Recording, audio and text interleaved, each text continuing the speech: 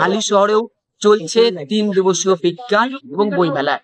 এখানে প্রতিদিন বিকেল থেকে প্রায় রাত্রি 8টা পর্যন্ত বইয়ের সঙ্গে থাকছে আলোচনা সভা এবং বিভিন্ন অনুষ্ঠান। দাদা, এ লোক সুবিধের নয়, এ বেটা হনুমানকে খালাস করতে এসেছে। একে তারাও দিলে পস্তাতে হবে।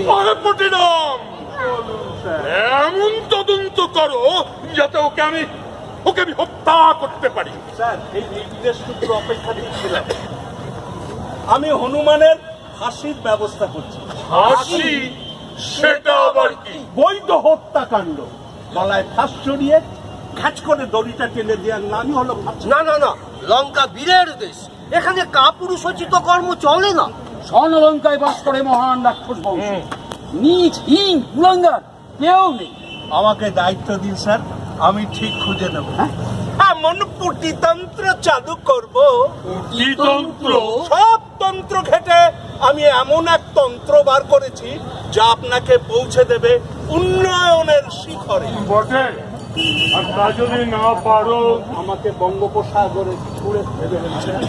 এখন মাল করি স্যাংশন করুন। বড় দেখে একটা ফাঁসির মঞ্চ বানাতে হবে, টেন্ডার ডাকতে হবে, প্রচুর ব্যয় সাপেক্ষ ব্যাপার। ব্যয় ভরে কম্পিত নয় লঙ্কেশ্বর রাবণ। রাবণ গড়িতে চাহে স্বর্গের সিঁড়ি। কি হবে সিঁড়ি? খাটান দড়ি, স্বর্গ নরক চলে যাবে সরাসরি। ওই কে আছিস? ওই বন্দিকে কারাগারে নিয়ে যা।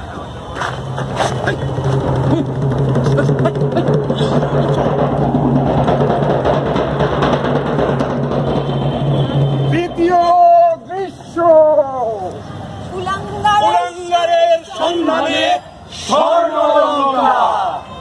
ওটাই তো মজা মামা, মজা ওটাই। কাঁটা চামচ দিয়ে মামা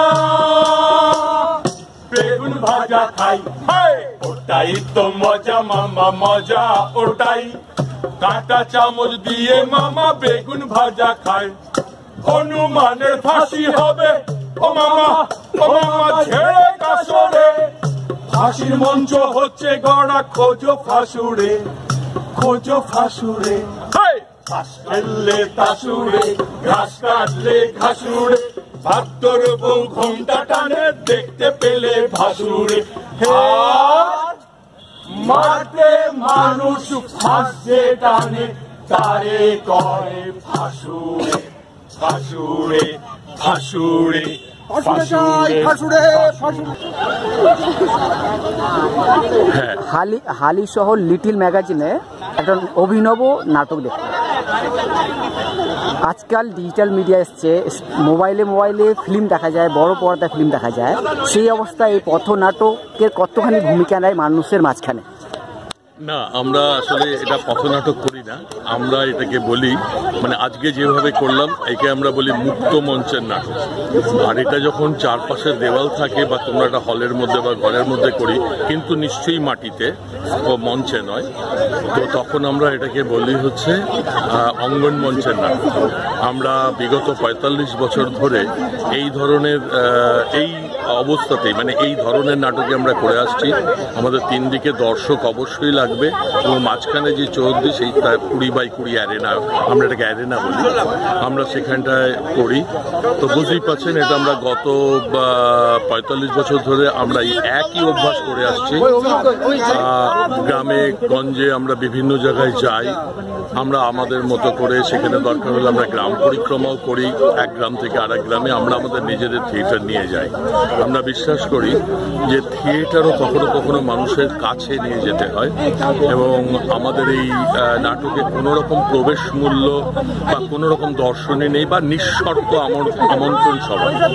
তবে একটা কথা থেকেই যায় যে নাটক চালাতে গেলে, গ্রুপ চালাতে গেলে আমাদের তো কিছু অর্থকরী সহযোগিতার প্রয়োজন হয়।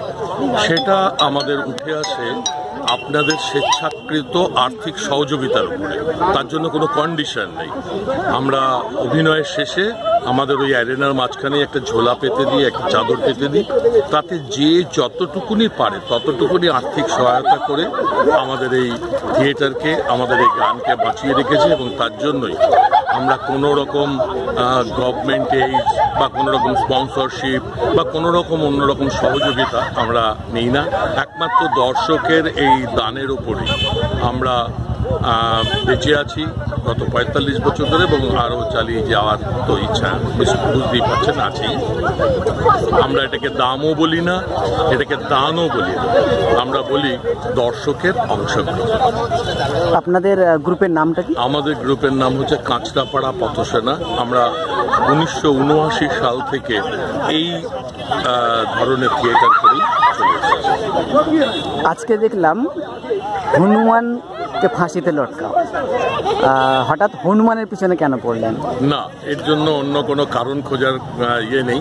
আমরা রামায়ণের একটা ছোট্ট এপিসোডকে ধরে সেই রামায়ণের ঘটনাটাকে নিয়ে বর্তমান পার্সপেক্টিভে ফেলে তাকে বিশ্লেষণ করার চেষ্টা করেছি।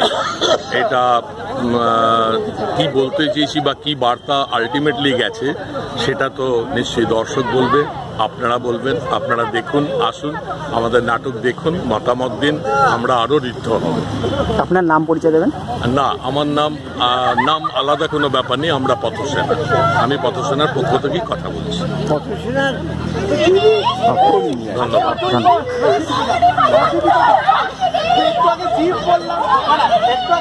তো সবাই দেখতে থাকুন রেসলিং নিউজ, সঙ্গে আমি সন্তোষ শর্মা। নমস্কার।